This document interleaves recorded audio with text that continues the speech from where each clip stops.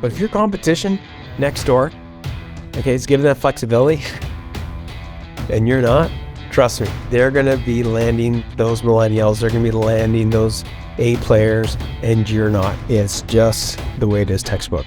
Until right now, this very moment, contractors have always been on their own, not as tradespeople, but being alone and knowing how to take their business to the next level. They call us working class, they call us blue collar. They say that we don't have the smarts to become the business owner that we're meant to be. That is such bullshit. You have the ability. You're more than any of that. The question really is, where do you get the insights that you need specific to contracting to systemize your business so you can get your profits to pay for your freedom? I'm Andrew Houston. I'm going to show you how to make more profits, how to get more control, how to get more freedom in the simplest, quickest way possible without any of that bullshit. Welcome to the No Bullshit Podcast for Contractors. Listen up, level up, and if you learn something, like the video, subscribe to the channel, change your business, change your life.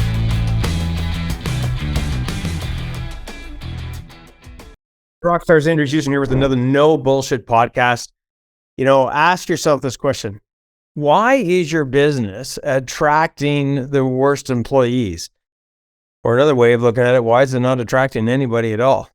Look, guys, this is the No Bullshit Podcast for contractors, and let's get right into this. I got a couple little bullets here.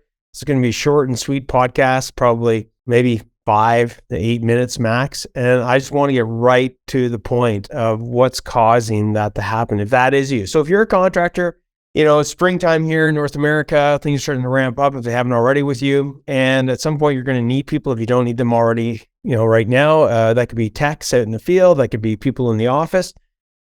And look, the brutal reality, no bullshit, is you're not attractive enough. And what do I mean by that? If you look at yourself, so step number one, you want to see things through the lenses of the prospects, okay? Now, everything I'm about to tell you is very similar to attracting clients for your business, but today we're just focusing in on attracting, the right talent, hopefully A players, ideally A players for your business.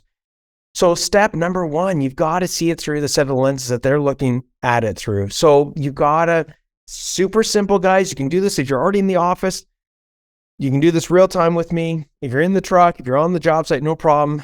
Once you get back into the office, or even when you're on the job site, if you got 5 minutes having a coffee or a break, take a look on your phone and see what everybody sees from their set of lenses. Check you out on Google. Are the reviews at a level that if you asked yourself and really try to pretend to be the people that you're looking for? So if you're looking for an A player, and you're looking for, say an electrician or technician or a helper or whatever, put on that set of lenses and really ask yourself the question, are you attractive enough for that target audience?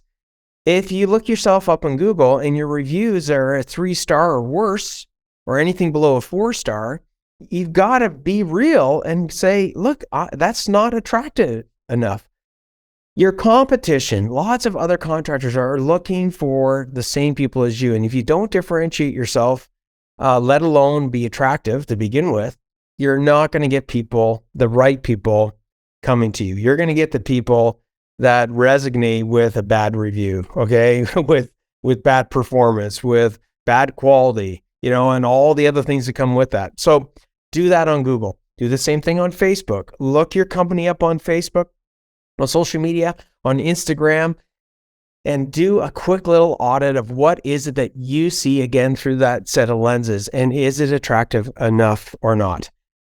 If you look across all those different platforms, from your website, Google, Facebook, Instagram, maybe even TikTok, wherever anybody can see you, and that is where most of them are seeing you, social media, and you don't like what you see, they're not going to like what they see. So we've got to get that changed. And there's lots of different ways you can do that.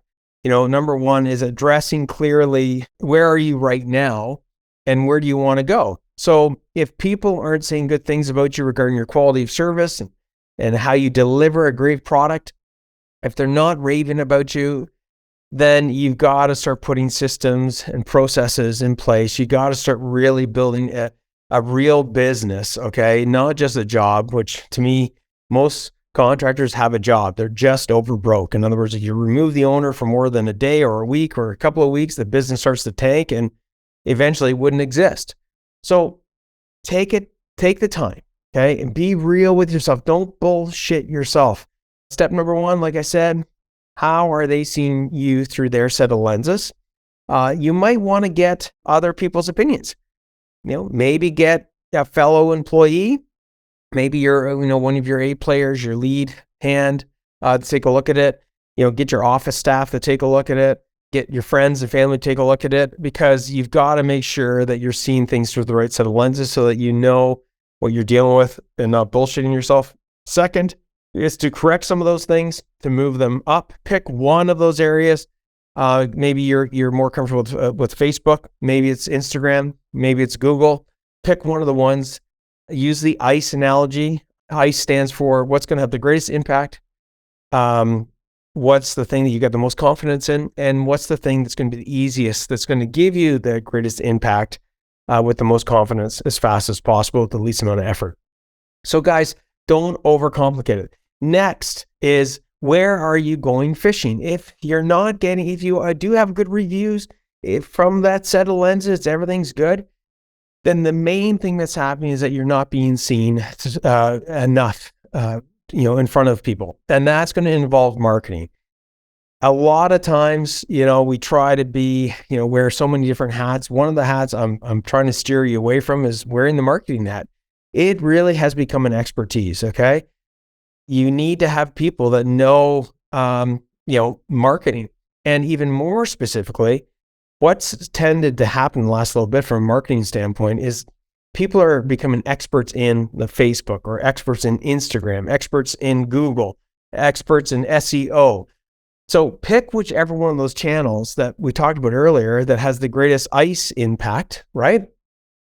And, pick one horse, bet on that horse, and get some help with it. Now, you could get students, right now, there's people out of college and university, even high school students that have got a way more knowledge than what we have on the marketing front, could significantly help you outside of getting a big firm.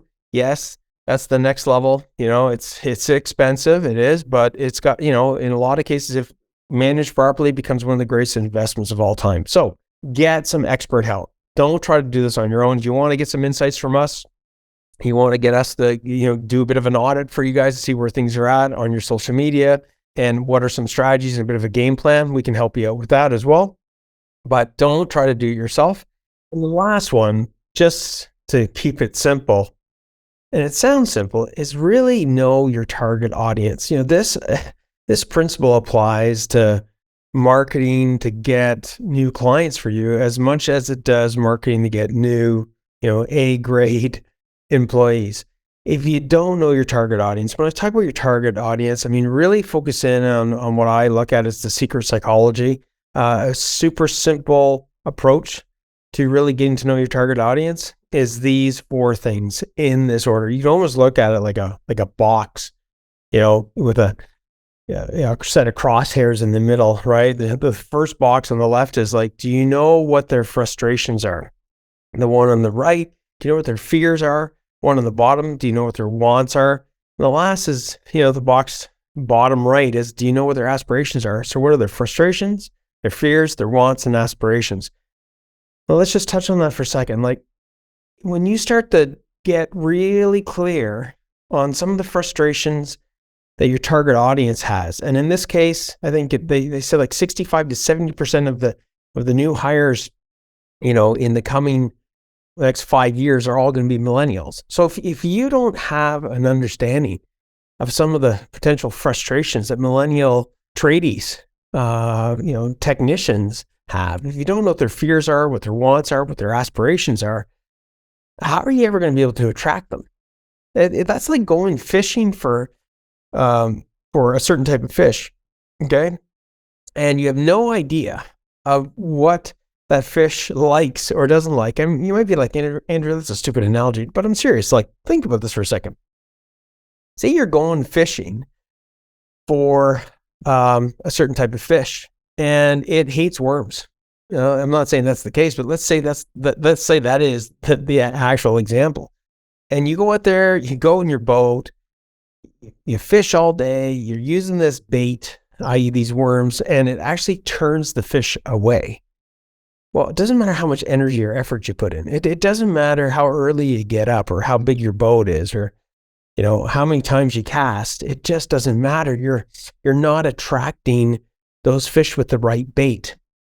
And in this world of ads, in this world of social media and how you're, engaging and attracting these A players, if you don't know what attracts them, what turns them off, well then, how are you ever going to be able to do the right things to get them to even come to close to the boat, right? To even give you an opportunity to even land them. So I'm going to give you a couple little tips.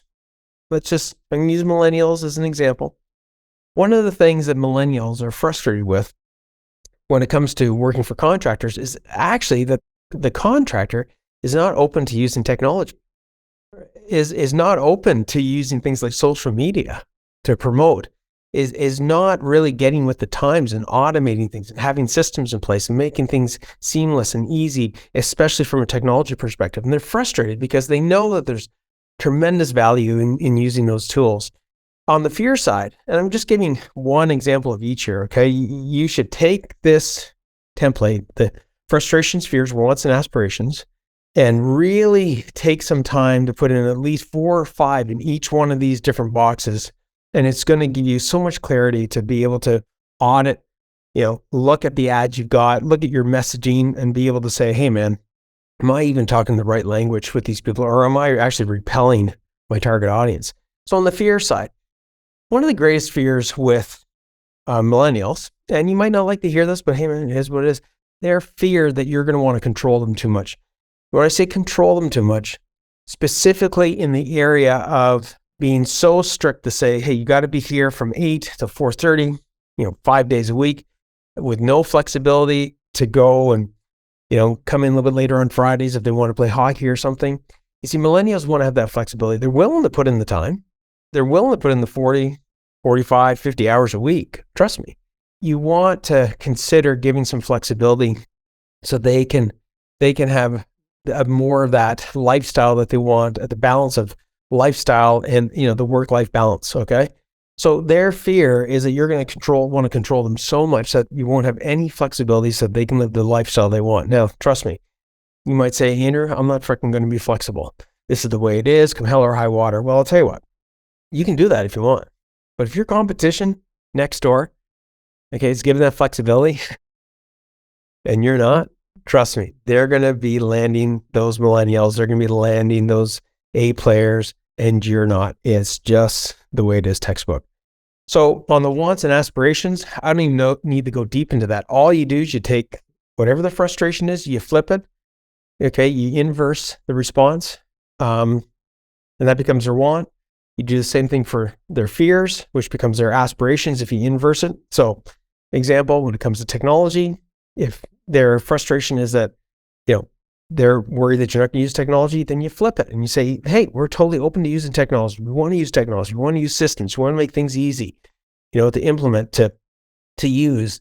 So that would be the flip of that. When it comes to the fear of like not giving that flexibility around the work-life balance, then you flip it and you talk from an aspirational perspective of like, hey, we want to make this I want to make this environment very balanced, work-life balance for you. So if there's days that you want to go and play hockey, or there's times that you want to have that flexibility because you've got kids or things of that nature, we're here to work with you to have that kind of environment. See, what happens when you apply the secret psychology? What happens when you focus in on the target audience and you really take the time to understand them? Is they start to understand you, you start to understand them, you start to attract them, and at the end of the day, you start getting people applying to you because for the most part, I swear to God, 90+% of the ads I look out there on Facebook, social media, LinkedIn, I don't care, okay? Doesn't matter. 90% of the ads that go out there, contractors are not doing this. They're not differentiating themselves. They're not doing any of these strategies I talked about today. and then they wonder and complain why they're not getting the results they want. Look, if you apply these things, you're going to differentiate yourself significantly in so many different ways against the competition when it comes to hiring and attracting these A players. So make it happen. I'm Andrew Houston, another No Bullshit podcast for contractors. I'll see you in the flip. You guys want to get, some help. You want to join our Profitable Contractors Association, get in there, join the group of over 17,000 like-minded contractors that are really wanting to take their business to the next level. And I'll see you guys on the flip. Later.